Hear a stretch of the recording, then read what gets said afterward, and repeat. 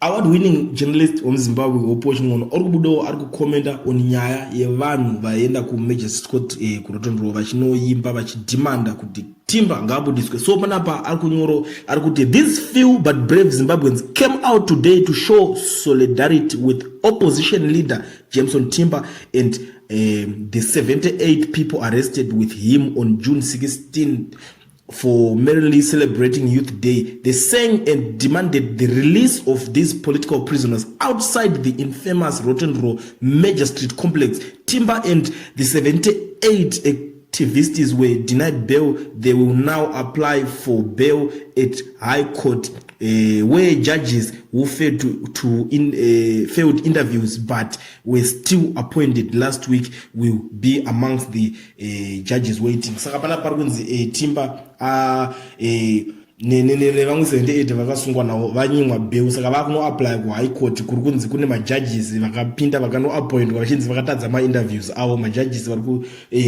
kuclaima ivo kuti they are not qualified for basa ravakapuwa iro, but kwakanonzi ndokwavakuenda kuno apply, kusaziva kuti zvichapera sei ikoko.